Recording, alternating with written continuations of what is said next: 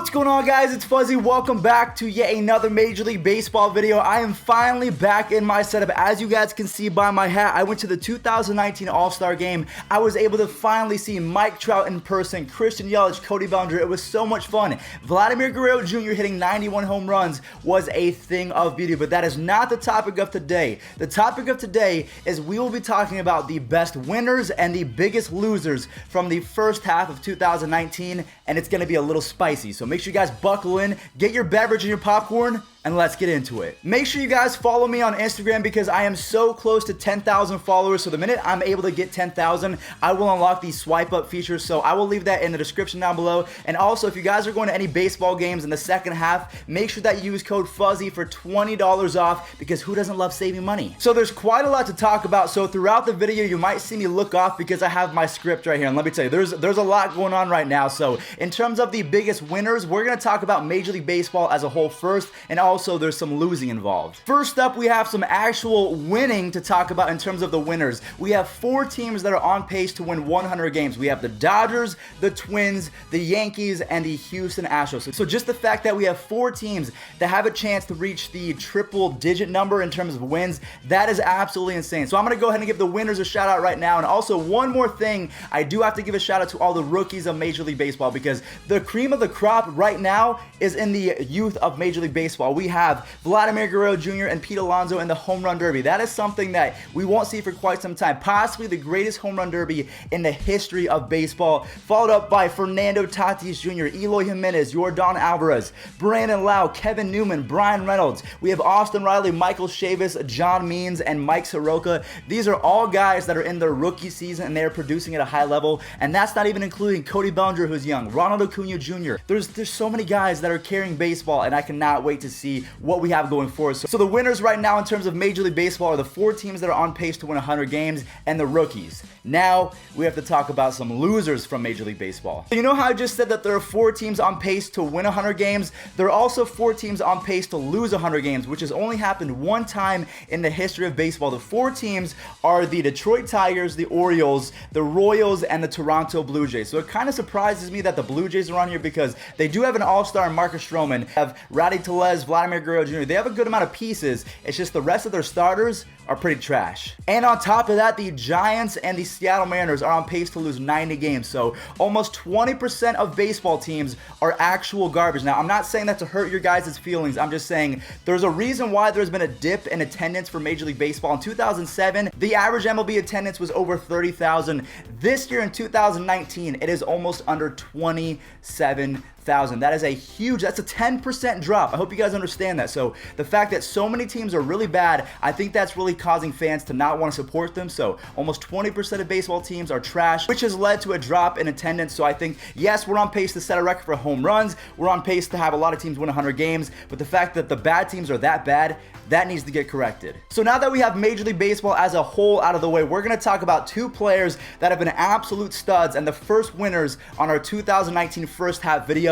We're talking about Christian Yelich and Cody Bellinger. These guys right now, I think they're neck and neck for the MVP. So let's go ahead and break down their stats, and you guys have to let me know in the comment section down below who's going to win it. Christian Yelich and Cody Bellinger did not do that well in the All-Star game, which kind of sucks. I think Yelich was 0 for 2 as well as Cody Bellinger was 0 for 2, so that really isn't too fun. But Yelich in 2019, he deserved to be an All-Star with a .329 batting average, 31 bombs, 67 RBIs, 19 stolen bases, and an 1140 OPS. Some guys can't even do that in the entire season, let alone one half. So Christian Yelich has been an absolute monster. Now we have to talk about Bellinger. Cody Bellinger is also on pace to break records this year. He has a .336 batting average with 30 home runs, 70 RBIs, and an 1124 OPS. So both of these guys have been otherworldly this year, and I can't really tell who's going to take the cake for right now. I think the edge goes to Bellinger because he also has the defense, but who do you guys think? They're the winners of this video. There's going to be some other players, but for right now, Yelich and Cody Bellinger, they're on top of the baseball world. Now let's talk about some losers. If you are a fan of the New York Mets or the Philadelphia Phillies, you might want to close your ears for the next couple minutes because these teams have been so underwhelming in 2019. It's actually, I'm not even a Mets fan or a Phillies fan, but it's still sad to see. We're going to talk about the Phillies in just a second because they haven't been that bad, but there's a few things that we really have to call out. But first and foremost, the New York Mets. wow, they are underachieving. So the Mets are 10 games under 500. They are 40 and 50. And when you are in the same division at the Atlanta Braves, I don't think that's going to cut it. Obviously, the Mets, I think that this year is pretty much a wash. They also have the league in blown saves. This is after trading one of their top prospects, Jared Kelenic, for Edwin Diaz. You guys imagine if they actually included Jeff McNeil on that deal as well. So you would have traded one of your best hitters, if not your best hitter, for a guy that keeps blowing saves. So the Mets, along with Mickey Callaway, who has not been that great in terms of bullpen decisions, lineup decisions. He's had beef and is yelling at reporters in the locker room, as well as Jason Vargas. So I think that the locker room is divided right now. Mickey Callaway I hope that he can figure it out, but for right now, he doesn't seem to know what he's doing for the second year in a row. So the Mets, I would put them at the #1 spot for the losers in terms of teams this year. Next up, we have the Philadelphia Phillies, who again are actually above 500. I think they have a 47 and 40 record, so they're actually not that bad, or it could be 44 and 40. I'll double check that. They're 47 and 43, so they're 4 games above 500. But the thing about the Phillies, again, it's just like the Mets. Their manager, Gabe Kapler, I'm just not sure what's going on with him. They were so bad at one point that Gabe Kapler actually recommended that the Phillies players start using a pitching machine. So it seems like he's trying to spark some fire. Jake Arrieta's in the same boat with trying to spark some fire. It just seems like they're not very motivated right now. When the Phillies first started this year, they were the most hot team in baseball. I thought that they were going to run away with that division. Unfortunately, they have not been able to. Bryce Harper is a big reason why. Yes, his counting stats have been great with 16 home runs and 62 RBIs. So he's on pace for 30 plus and almost 100 and let's say 10 RBIs.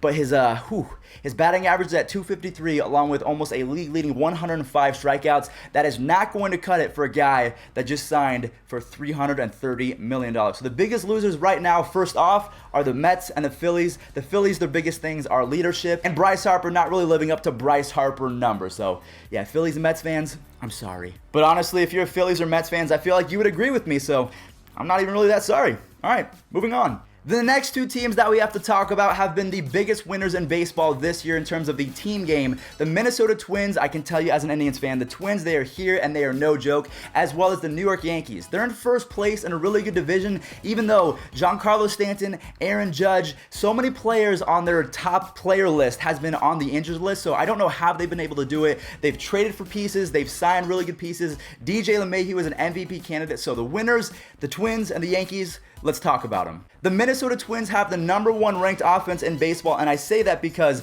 their team average in terms of OPS is 833. So if you guys don't know what OPS is, that's on-base percentage plus slugging. So I feel like that's the best way to judge an offense. 833 is insane. That easily leads all of baseball. Next up, we have to talk about pitching. They're 6th in ERA, so their pitching and their offense have been insane. And now that they're led by Jorge Polanco, Byron Buxton's breaking out, CJ Cron is doing his thing, and also Jake Odorizzi's having a really good season. The Twins, I'm telling you guys, listen up. They're here to stay, and it really scares me, and I don't even want to talk about them. But hey, I'm a baseball fan first, so Twins fans, enjoy. Despite injuries, the New York Yankees are also having a really good season. If we talk about their stats in general, they have the 5th ranked offense in terms of OPS with an 804, and they have the 9th best pitching in terms of ERA. So they're not on the Minnesota Twins level, but I feel like the Twins and the Yankees, also with the Astros, I feel like they're going to compete for that AL spot. So I think it's going to be the Yankees versus the Astros in the, I don't even know what it could be. It could be the Yankees versus the Twins. It could be the Twins versus the Astros for the American League pennant.